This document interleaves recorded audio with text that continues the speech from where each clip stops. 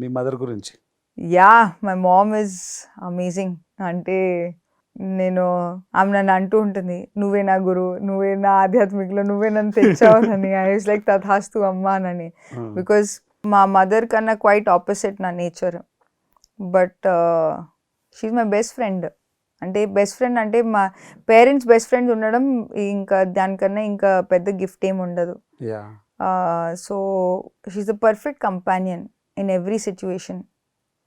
So మా మదర్లో ఉన్న స్టెబిలిటీ, ఆ గ్రౌండెడ్నెస్, ఎప్పుడు ఎగిరిపోవడం కాదు, ఒక గ్రౌండెడ్ స్టేట్లో ఉంటూ ఒక అందరి పట్ల కంపాషన్, అందరి పట్ల ఒకే సమానమైన రెస్పెక్ట్ ఇస్తూ, ఇట్స్ ఎ గ్రేట్ క్వాలిటీ.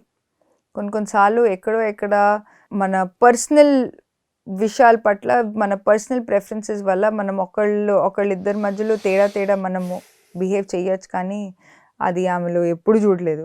చాలాసార్లు మేమే కొట్టుకునేవాళ్ళం. మరి మేము ప్రోగ్రామ్ అయిపోయిన తర్వాత ఏదైతే పాయింట్స్ ఉంటాయో ఇంప్రూవ్మెంట్, అమ్మ చాలా ఓపెన్గా చెప్పేది మాకు.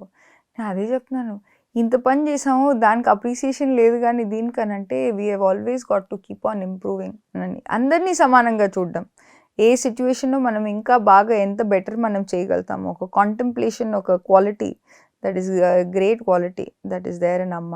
అండ్ అందరినీ సమానంగా చూడడం. సో ఈ సందర్భంగా చెప్పాలి అని అంటే, thank you for being the perfect support system, ఒక పర్ఫెక్ట్ టీమ్ మెంబర్ లాగా ఉండడం. బికాజ్ ఒక team member time to time మన చెక్ చేస్తూ ఉంటూ, ఎప్పుడైనా లో ఎనర్జీలో వెళ్తూ ఉన్నప్పుడు ఒక పుస్తకంలో ఒక పార్ట్ చదువుతూ ఉండడం. మా నాన్నగారు ఎప్పుడైతే he was leaving his body also, అమ్మ పుస్తకం Keys to Soul Evolution by Jill Mara పుస్తకం చదువుతూ ఒక పార్ట్, అసలు ఏమవుతుంది ఎర్త్ ప్లానెట్లో, ఈ అసెన్షన్ ప్రాసెస్లో ఒక్కొక్క సోల్ ఏదైతే గో త్రూ అవుతుంది, అట్లాంటి పుస్తకం చదువుతుంది ఎప్పుడైతే మా నాన్నగారు డెత్ ఎక్స్పీరియన్స్ తీసుకుంటున్నారు.